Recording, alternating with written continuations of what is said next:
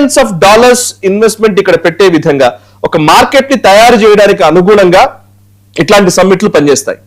అందులో చాలా మంది ఏంటంటే ఆర్టిఫిషియల్ ఇంటెలిజెన్స్ లో మేజర్ గా చెప్పాలంటే యూరోపియన్ దేశాలకి వాళ్ళకి ఏంటంటే ఈ మధ్య కాలంలో హెవీ రెగ్యులేషన్స్ ఉన్నాయి. వాళ్ళకి రెగ్యులేషన్స్ ఎక్కువైపోవడం వల్ల చట్టపరమైనటువంటి పరిమితులు విపరీతంగా విధిస్తూ వస్తున్నారు టెక్నాలజీ కంపెనీస్ కి ముఖ్యంగా. అందులో మొన్ననే ఎక్స్ సంస్థకి అక్కడ వాళ్ళు చాలా రెగ్యులేటరీ ఇష్యూస్ రావడంతో ఎలాన్ మస్క్ చాలా అసహనం వ్యక్తం చేసిన పరిస్థితి. సో అట్లా చాలా కంపెనీలకి ఈ రెగ్యులేషన్ విషయాల్లో ఇబ్బందులు ఎదురవుతున్నాయి యూరోప్ లో, ముఖ్యంగా ఐరోపా దేశాల్లో. అటు యుఎస్ లో అయితేనేమో ఫ్రీ ఎకానమీ ఉండడంతో ఫ్రీ కార్పొరేట్ కల్చర్ ఉంది. ఒకవైపు ఫ్రీ మార్కెట్, ఒకవైపు యూరోప్ లోనేమో కొంత రెగ్యులేషన్స్ పెరిగిపోయిన పరిస్థితి. ఇటు చైనా విషయానికి వస్తే చైనానేమో ఓన్లీ స్టేట్ కంట్రోల్డ్ టెక్నాలజీ ఉంటుంది అక్కడ. అంటే దేశమే, అంటే ఆ దేశ ప్రభుత్వమే కంట్రోల్ చేస్తుంది మొత్తం వ్యవస్థని. ఇంకెవరు గ్రో అవ్వడానికి ఉండదు, ఇంకెవరు చేయడానికి ఉండదు. సో ఇట్లాంటి టైంలో ప్రపంచీకరణ జరుగుతున్న టైంలో ఓవైపు China state controlled system, Europe కి సంబంధించి రెగ్యులేటరీ ఇష్యూస్ ఉన్నాయి, యుఎస్ లో ఫ్రీ ఫ్లో ఆఫ్ థింగ్స్ ఉన్నాయి అనమాట. విపరీతమైనటువంటి విచ్చలవిడితనము, అంటే ఒక ఫ్రీ కార్పొరేట్ కల్చర్ ఉంది. ఈ మూడిటికి భిన్నంగా భారత్ ఒక కొత్త ప్రతిపాదనను తీసుకొస్తుంది ఏఐ సమ్మిట్ లో. అదే ఢిల్లీ డిక్లరేషన్ అని కూడా మనం అంటున్నాము. కొత్త ప్రతిపాదన అంటే ఇది అందరికీ ఆమోదయోగ్యమైనటువంటి ప్రతిపాదననే. అందులో మన వాళ్ళు ఏం చెప్తున్నారంటే ఇన్నోవేషన్ ప్లస్ రెస్పాన్సిబిలిటీ. ఏదైనా సరే ఒక ఆవిష్కరణ జరిగితే ఆవిష్కరణ వరకే పరిమితం అవ్వడం కాదు, దాంతో పాటు బాధ్యత కూడా ఉండాలి. బికాస్ ఎందుకంటే ఇప్పుడు ఆర్టిఫిషియల్ ఇంటెలిజెన్స్ అనేది ప్రపంచాన్ని నిర్దేశిస్తుంది అని చెప్తున్నారు. మనుషులు అక్కర్లేకుండానే ఆర్టిఫిషియల్ ఇంటెలిజెన్స్ పనిచేస్తుంది అని అంటున్నారు.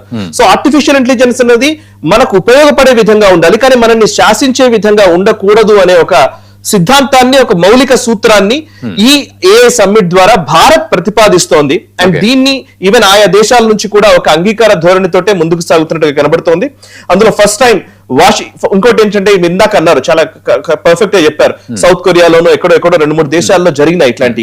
బట్ భారతదేశంలో జరుగుతుంది అని అంటే నిజానికి ఇందులో మన రోల్ ఏంటి అని అంటే కనుక ఆర్టిఫిషియల్ ఇంటెలిజెన్స్ సంబంధించి రాబోయే రోజుల్లో ఒక పాలసీ ఫ్రేమ్వర్క్ కి అనుగుణంగా ఉండేటువంటి సదస్సు ఇది.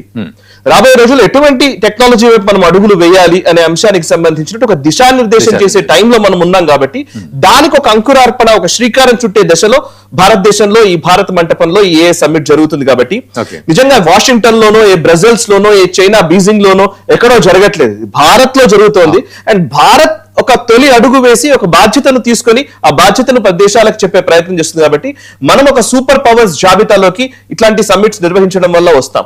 అంటే ఇక్కడ మనం భారత్ లో నిర్వహించడం అనేది మనకు ఎంతవరకు క్యాచ్ అవుతుందండి? ఇప్పుడు ఇక్కడ ఇన్వెస్ట్మెంట్స్ రాబోతున్నాయి. ఇక్కడ మేజర్ గా టెక్నాలజీ ఉంది, ఇక్కడ టెక్నాలజీ లేదని చెప్పడానికి లేదు. ఇప్పుడు ఫర్ ఎగ్జాంపుల్ నేను నిన్ననే ఒక వార్తా కథనం చూస్తున్నాను. 2 సంస్థలు, భారత్ లోని 2 సంస్థలు కలిసి ఏఐ డేటా సెంటర్స్ పెడుతూ ఉన్నాయి. ఏఐ డేటా సెంటర్స్ ఇప్పుడు మామూలుగా స్పేస్ ఎక్స్ ఒకటి ఉంది, ఎలాన్ మస్క్ కి సంబంధించిన స్పేస్ ఎక్స్ ఉంది. స్పేస్ ఎక్స్ కి భిన్నంగా, అంటే వాళ్ళకి ధీటుగా మన భారతదేశానికి సంబంధించినటువంటి 2 సంస్థలు ఇక్కడ పెడుతూ ఉన్నారు. ఆ పేర్లు చెప్తాను. నీవ్ క్లౌడ్ అనే ఒక సంస్థ, అండ్ ఇంకోటి అగ్నికూల్ కాస్మోస్ అనే ఒక సంస్థ. ఈ 2 భారత్ కి సంబంధించినటువంటి సంస్థలు. ఈ 2 కూడా శ్రీనాథ్ రవిచంద్రన్ అనే ఒక వ్యక్తి, నరేంద్ర సేన్ అనే ఒక వ్యక్తి, ఇద్దరు కలిసి దాని ఏమంటారు, ఇద్దరు కలిసి ఒక కొలాబరేటివ్ వర్క్ చేస్తూ ఉన్నారు. వీళ్ళు ఏఐ సెంటర్ స్పేస్ లో, అంటే ఆర్బిట్ లో మనం ఒక ఏఐ సెంటర్ ఏర్పాటు చేయబోతున్నాం, ఏఐ డేటా సెంటర్ ఏర్పాటు చేయబోతున్నాం. ఇది చాలా గొప్ప పరిణామం. ఇది దీని మీద అసలు మన మెయిన్ స్ట్రీమ్ మీడియాలో ఎక్కడ చర్చ కూడా లేదు. ఇది గొప్ప ఆవిష్కరణ. Actually AI data centre space లో, అందులోనూ ఆర్బిట్స్ లో మనం పెట్టబోతున్నాము అని అంటే గనుక అది కేవలం స్పేస్ ఎక్స్ చేస్తోంది. స్పేస్ ఎక్స్ ఎవరు తెలుసు కదా, ఎలాన్ మస్క్ సంబంధించిన సంస్థ. ఎలాన్ మస్క్ కొన్ని కోట్ల రూపాయలు, బిలియన్స్ ఆఫ్ డాలర్స్ నెట్వర్త్ ఉన్నటువంటి సంస్థ. వాళ్ళు చేస్తున్న ప్రయోగాన్ని మన భారతదేశంలోని ఒక ఐఐటి మెడ్రాస్ నుంచి వచ్చినటువంటి వ్యక్తి, ఒక గ్రాడ్యుయేట్ చేసిన ఒక మంచి చదువుకున్నటువంటి వ్యక్తులు ఇద్దరు ఇక్కడ 2 చిన్న సంస్థలు స్టార్ట్ చేసి వాళ్ళు స్పేస్ ఎక్స్ కి ధీటుగా ఏ డేటా సెంటర్ ని చేయాలనే ఒక సంకల్పం తీసుకున్నారు. 2026లోనే ఇది ఎండింగ్ కల్లా ఇది మన వాళ్ళు ప్రయోగం చేయబోతున్నారు. సో అంటే ఆర్టిఫిషియల్ ఇంటెలిజెన్స్ లో మనకు బయటకు చాట్ జీపీటీలు, లేకపోతే ఓపెన్ ఏఐ, డీప్ సీక్ ఇట్లాంటి సంస్థలన్నీ విదేశాల సంస్థలే ఉన్నాయి కదా, మన ఏం లేవు కదా అని అందరూ అనుకుండవచ్చు. కానీ అంతకంటే మించి ఇంకా నెక్స్ట్ రాబోయే టెక్నాలజీస్ ని ఇప్పుడే మన వాళ్ళు ఊహించగలుగుతున్నారు. ఓన్లీ థింగ్ ఇస్ వాళ్ళకి ఎకో సిస్టమ్ లేదు, ఆ ఇన్ఫ్రాస్ట్రక్చర్ లేకపోతే కావాల్సినటువంటి వనరులు, కావాల్సినటువంటి ఫైనాన్షియల్ ఎకో సిస్టమ్ లేదు ఇక్కడ. సో దాన్ని డెవలప్ చేయాలంటే ఇట్లాంటి సమ్మిట్స్ ఉపయోగపడతాయి. భారత్ ప్రభుత్వం దీనికి ఒక ఇనిషియేషన్ నిర్ణయం తీసుకొని వీళ్ళన్ని దేశాలకు సంబంధించిన ప్రతినిధుల్ని పిలవడము, వాళ్ళందరూ వచ్చి ఇక్కడ మాట్లాడుతూ ఉండడం, అండ్ ఇక్కడ మన టెక్నాలజీని కూడా మనం ఆవిష్కరించబోతున్నాం. Okay. For example Modi resume లో 2014 నుంచి 19 మధ్య Okay. డిజిటల్ ఇన్ఫ్రాస్ట్రక్చర్ ఫౌండేషన్ ఏర్పాటు చేశాం మనం. అంటే ఫర్ ఎగ్జాంపుల్ చిన్నవే డిజిటల్ ఫౌండేషన్ అంటే బ్యాంక్ అకౌంట్లు ఇవ్వడం. అసలు మన దగ్గర పూర్తిగా బ్యాంక్ అకౌంట్ లేకుండా 25,000 కోట్ల బ్యాంక్ అకౌంట్లు మనం ఇచ్చాం, రూపే అకౌంట్లు. అండ్ 2 డిజిటల్ ఇన్ఫ్రాస్ట్రక్చర్ లో ఆధార్ లాంటి ఒక వ్యవస్థను తీసుకొచ్చుకున్నాం, యూనిక్ ఐడెంటిటీ సిస్టమ్ ఒకటి తెచ్చుకున్నాం, అండ్ ఇంకోవైపు ఫాస్ట్ ట్యాగ్ లాంటివి ఏర్పాటు చేసుకున్నాం. ఇవన్నీ స్వదేశీ టెక్నాలజీ తోటి మనం తయారు చేసుకుంటున్నటువంటి అంశాలు. UPI transactions నిర్వహించాం. 19 to 24 మధ్య స్టార్ట్అప్ ఎకో సిస్టమ్ బిల్డ్ చేశాం. మ్యానుఫ్యాక్చరింగ్ సెక్టర్ పెరిగింది. డిఫెన్స్ ఎకో సిస్టమ్ లో ముఖ్యంగా మ్యానుఫ్యాక్చరింగ్ సెక్టర్ లో డిఫెన్స్ ఇంపోర్ట్స్ చేసుకునే ఇంతకు ముందు దిగుమతులు ఉండేది, ఇప్పుడు ఎగుమతుల దిశగా అడుగులు వేస్తున్నాం.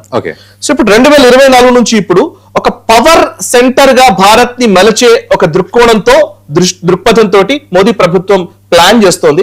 లెట్స్ సీ ఏం జరుగుతుందో తెలియదు. దీనివల్ల మనం పూర్తిగా ఏలో మనమే సూపర్ పవర్ అవుతామా అని నేను చెప్పట్లేదు, బట్ అట్లీస్ట్ ఒక అడుగు చాలా సీరియస్ గా పడుతోంది. అండ్ అన్ని దేశాల ప్రతినిధులు ఊరికే రారు. ఒక దగ్గర ఏదో సబ్మిట్ పెడుతున్నారంటే రారు. దీనికి ఏదో చాలా పెద్ద పిఆర్ యాక్టివిటీ ఉండాలి. బ్యాక్ ఎండ్ ఛానల్స్ లో ఇంకా ఏదో ఒక కాన్ఫిడెన్స్ ని వాళ్ళకి బిల్డ్ చేశాం కాబట్టి అంతమంది సిఇఓలు, ఫౌండర్స్, కో ఫౌండర్స్, దేశాధినేతలు ఇక్కడికి వచ్చి సమ్మిట్ లో పాల్గొన్నారు. అది కూడా 5 రోజుల సమ్మిట్ ఇది. So let's wish all the best to all the టెక్నాలజీకి సంబంధించినటువంటి సైంటిస్టులు కావచ్చు, టెక్నోక్రాట్స్ కావచ్చు, వాళ్ళందరికీ ఆల్ ది బెస్ట్ చెప్దాం. ఇందులో నిమగ్నం అవుతున్నటువంటి అధికారులందరికీ కూడా all the best and congratulations చెప్దాం.